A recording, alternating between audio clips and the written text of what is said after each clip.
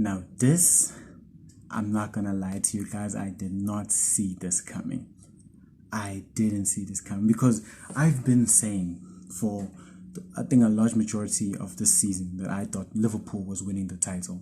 I thought they were winning the Premier League this season because the way they were playing and the energy they were bringing, it's just I just couldn't see them dropping points.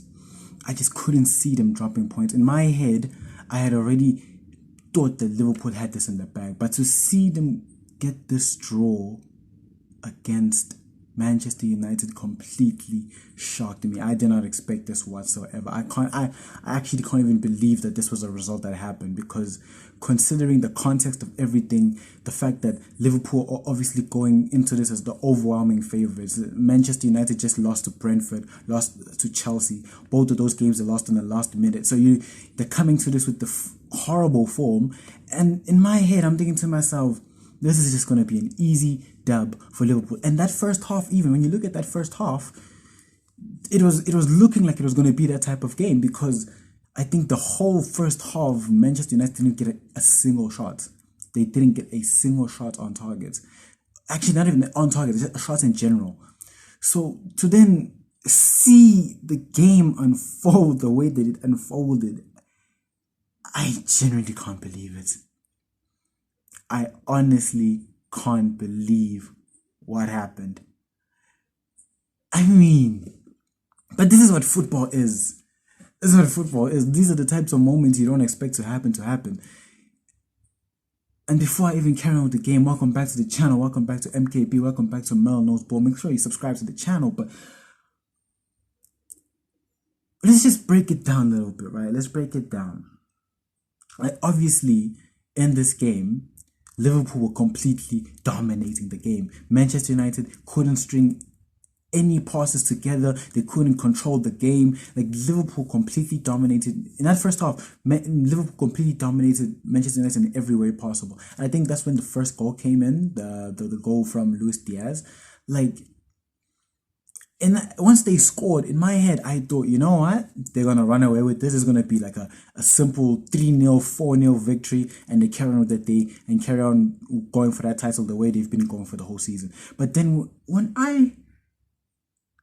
the first thing that I realized in that game, where I'm kind of starting to wonder to myself, maybe Liverpool might not do anything else. Because after they scored that goal, every opportunity they got, because they had plenty of opportunities to bury that game, but every opportunity they had, they squandered it. Like, they weren't able to be clinical in front of goal. Like, every single opportunity they got after that, that just kept happening. So in my head, I'm thinking to myself, hey, yo, what's up with Liverpool, man? But I'm still thinking in the back of my head, I'm like, yeah, sure. This is kind of what they do. They do kind of create a lot of chances. This is what they've been doing this season. They just tend to outscore their opponents. That's just what they've been doing this season. So I'm thinking, maybe they'll score like 3 or 4. Maybe Manchester United are going to get a little 2 or something, right? And then second half starts. And then it was painful to see too, because I actually really like this kid. I thought he'd been playing very well this season. But for Kwanzaa to make that mistake in that situation, it's just it's really painful for the kid, especially since he was trusted with this game.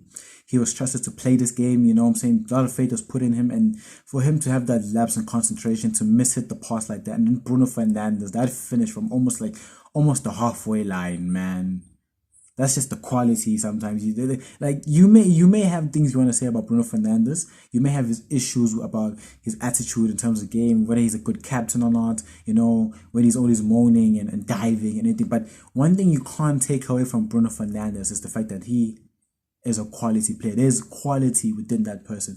And when you want moments, he is someone that can give you moments, and that's what he did in that moment right there by scoring that goal.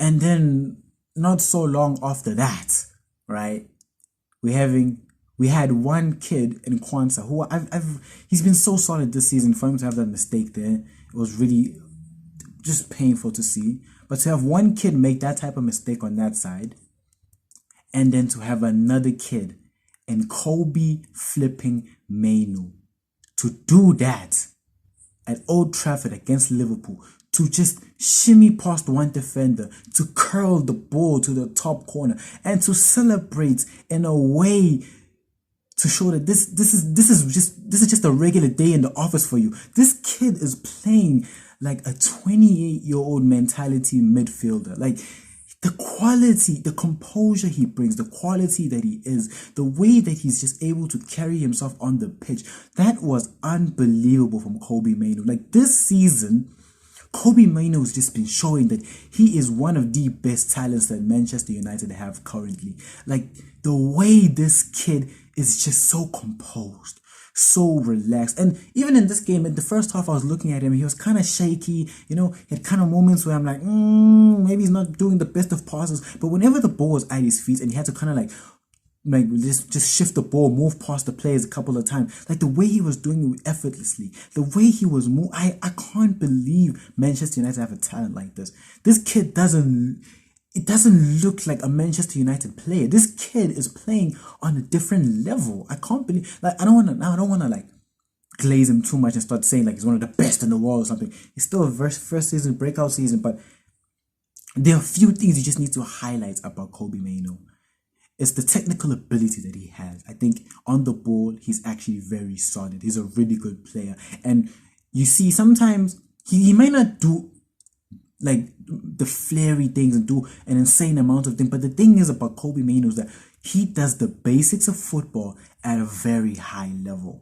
The way he's able to control the ball, sometimes even control the tempo of the game in certain situations. The way he's able to spray a pass sometimes when needed. The way he's just always composed in situations. Like this kid is playing like a 20-year-old.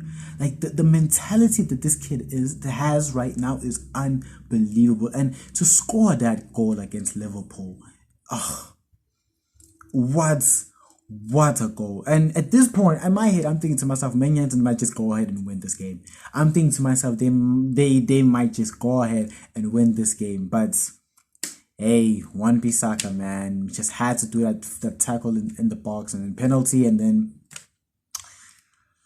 yeah, obviously, you know for a fact that a lot of the time, if you're going to give Salah a penalty in a big game situation like that, you know that Mohamed Salah is burying. And that's what he did. He scored the goal. But yeah, a draw for Liverpool.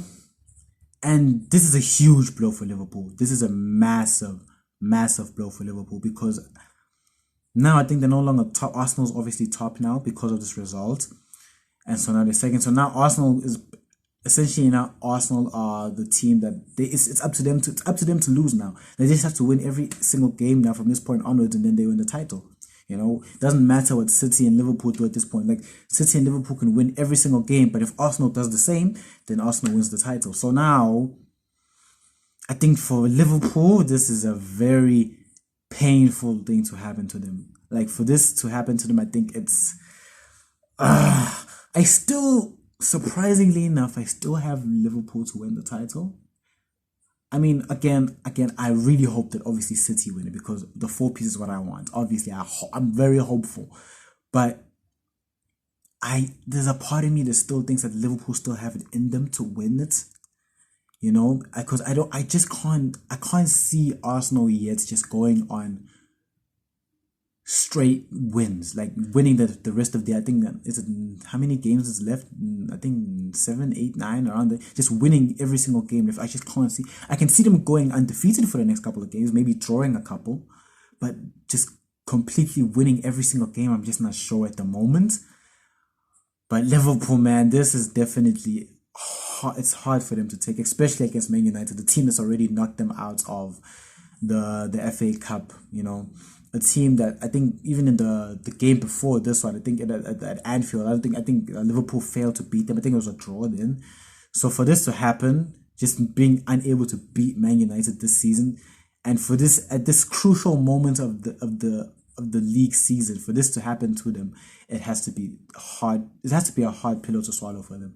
But hey, we all know Liverpool, man. They are mentality monsters, and in situations like that, they'll still push on. They'll still have to fight till the very last day. So we're just gonna have to see how everything ends up eventually, But yeah, those are my thoughts. Again, do you guys think that by Man United doing this to Liverpool, do you think their title race is now over for them? Do you think now they're out of the running for winning this title? I'm very curious on what you guys think. So comment down below what you guys think that's going to happen. Subscribe to the channel. Hit that bell for any post notifications. And yeah, man, we out.